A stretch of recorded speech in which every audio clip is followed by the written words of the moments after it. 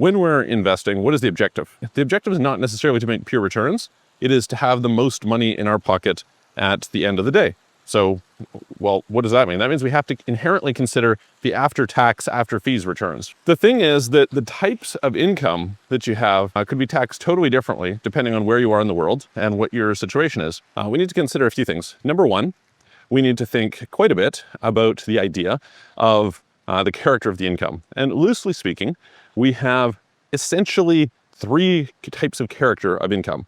So we have capital gains, we have dividends, we have interest. So we'll talk about those. And at the same time, there also are other considerations such as things like liquidity. Liquidity can be really valuable. And the thing that I want to emphasize for you here is that the assumptions that you have in one country are not necessarily true in another. So for example, in certain countries, and in fact a lot of the world, capital gains are taxed differently than non-capital gains. So for example, in Canada, it's typically half. In the US, it's typically half, etc. But then there's some other places where it's not taxed any better at all. And so what's the difference for you? It makes no difference. The other side of it is that you have to consider withholding taxes. This could really play a big deal in terms of tax treaties. I was talking to a client the other day, and he lives in a country that has less tax treaties than many of the ones that you might typically be interested in. And so he was interested in going into investments that paid high dividends. Well, guess what? If those are American stocks and you have no tax treaty, that's a 30% withholding rate. Sometimes that's worse than what you'd have domestically. So all of these are things you need to keep in mind. So I'm going to give the sort of what I would call basic high-level guidelines. So generally speaking, if you are resident in a very low or zero tax country, most of the time you want to avoid dividend income.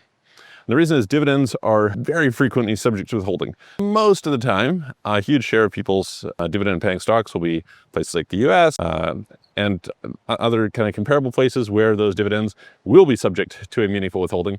And as a result, it really hurts you. You're better off in those cases to have long-term growth, and you should be able to basically, if you want to get a dividend-esque experience, you just sell the asset in a small portion and you recoup essentially what is the dividend. Contrary to some people's belief, and I've done a video on this in the past as well, there's basically no free lunch. Next, if you are in a situation where you are in a low or no tax country, usually there is an advantage to having liquidity that doesn't exist nearly as much in a high tax country. Why is this? Because generally speaking, when you sell, you're going to realize a capital gain, and that capital gain is going to be taxable. And so buying and selling in and out of things is not nearly as favorable in a country where you have higher taxes versus where you have lower taxes.